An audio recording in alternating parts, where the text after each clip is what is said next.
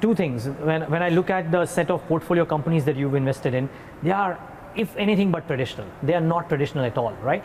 And when I look at the listed space, arguably with the fall in the valuations of some of the financials as well, the only pocket, save for IT, which has been meandering at the same levels, the only pocket where valuations have still held out despite trends starting to come off is consumers.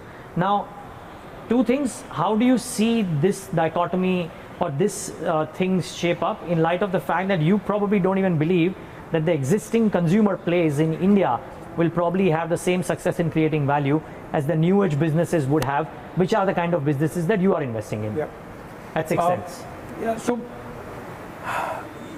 my sense of this is that when one says that values have got disrupted, India has never, very rarely, let me say that, has been a value market.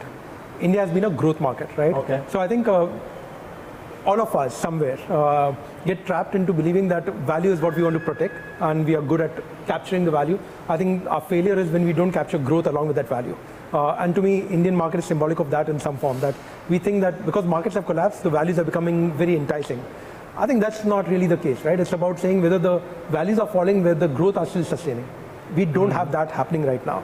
So if I look at consumers, or frankly any business for that matter, but consumers because we do that at 6 cents, is that, in the market, in listed market also, while everything around us has possibly collapsed by at least 50%, if not more, over the last 3 years, we've invested in 2 listed companies in the same period.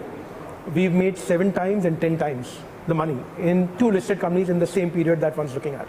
I'm not saying we did something earth-shattering about it, but the fact is that there are pockets of businesses and sponsors which we think are doing or playing the disruption which the leaders are not able to do, and they can't participate in that disruption.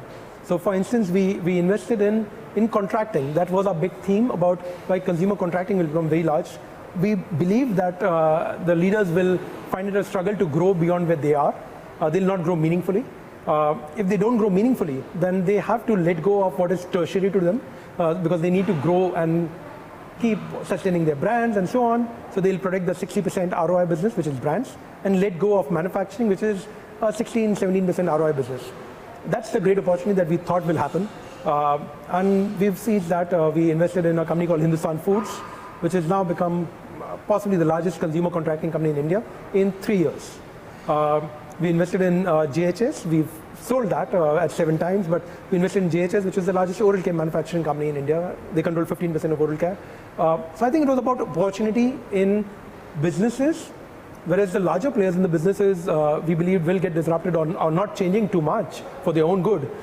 We thought there's still opportunity. So I think that is what investors, all of us, need to really look at, which is while there can be mayhem in listed space, or there has been mayhem in listed space, yes. but there is opportunity which is getting created because of mayhem.